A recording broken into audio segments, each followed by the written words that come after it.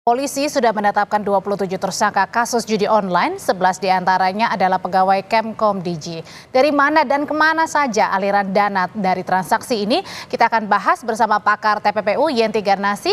Selamat petang Mbak Yenti. Selamat petang Mbak. Mbak Yenti, ini kan ya, dari 11 orang pegawai Kemkom Digi ini sudah ditetapkan menjadi tersangka. Nah, apakah dari penelusuran dana yang didapat PPATK ini bisa diusut semuanya? Dari mana saja ini mengalirnya, kemana saja, Bu Yenti?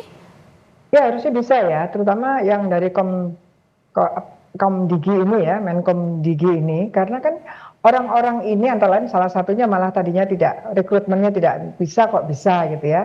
Kemudian tadi Menteri menyebutkan bahwa kenal, kok bisa kenal gitu kan.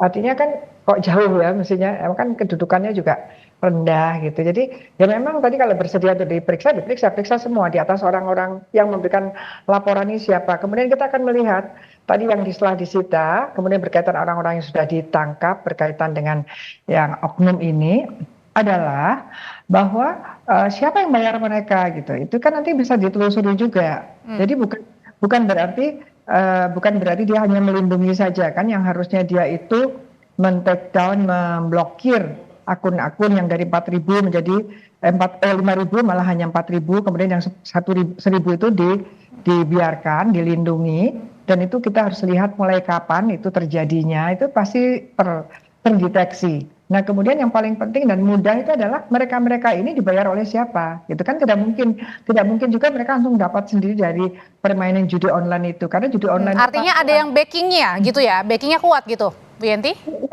Ya sampai segitu lama kan pasti ada yang melindungi itu kan, melindungi, apalagi kok sepertinya tapi ini bagus lah Presiden Prabowo ini langsung membuat semangat dibuka gitu. Atau kenapa waktu belum Presiden Prabowo ini tidak terbuka, itu kan juga jadi masalah. Ataukah setelah sekarang ini backingnya kurang kuat atau bagaimana? Kita harus mendalami semuanya, siapa sih sebetulnya yang berkhianat di kementerian itu saja gitu ya. Itu yang apakah mereka itu terafiliasi dengan bandarnya, ataukah memang ada yang lain gitu sebelum bandarnya. Yang lain ini yang dimaksud adalah sebenarnya berarti bisa dikatakan perputaran aliran dana judi online ya ini tidak hanya terjadi di dalam internal Kemkom Digi sendiri, jangan-jangan bisa mengalir ke sosok lain, lembaga lain yang kita tidak tahu.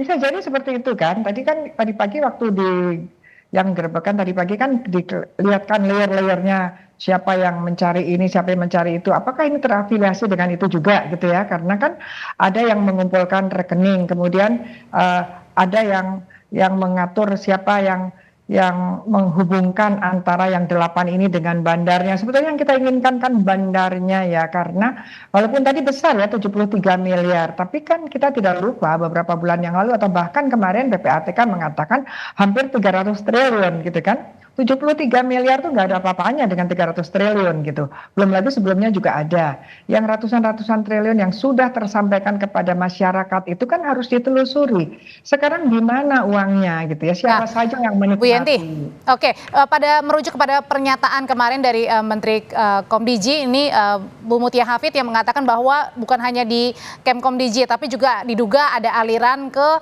instansi lain, lembaga lain, bahkan ke partai politik. Itu bisa seperti itu? Ya, saya ingat pada waktu PPATK sebelum Pilpres kan mengatakan ada 300 triliun transaksi yang terindikasi perpolitikan kita itu kan, kementerian-kementerian itu sangat dekat dengan partai politik ya. Kalau dulu kan enggak ya, kalau dulu kan yang jadi menteri tidak boleh ketua partai, ketua umum, sekarang kan jadi boleh. Jadi terafiliasi atau kemungkinan ada aliran dana hasil judi online ke partai politik bukan hal yang mustahil gitu ya, dan ini harus ditelusuri gitu. Jangan sampai nanti kita hasil dinamika politik ini justru didanai dengan hasil kejahatan termasuk dari judi online ini. Dan itu yang harus ditelusuri sama polisi ya, sampai ke akar-akarnya ya Bu Yenti ya? Harus berani ya. Ini permasalahannya sekarang saya kok tidak ragu ya dengan profesionalitasnya, tetapi agak ragu jangan sampai mereka takut gitu. Baik, terima kasih Bu Yenti untuk pandangannya, untuk mengusut tuntas sampai ke akarnya terkait dengan judi online yang melibatkan pegawai Kemkom Digi. Terima kasih pakar TPPU Yenti Garnasi.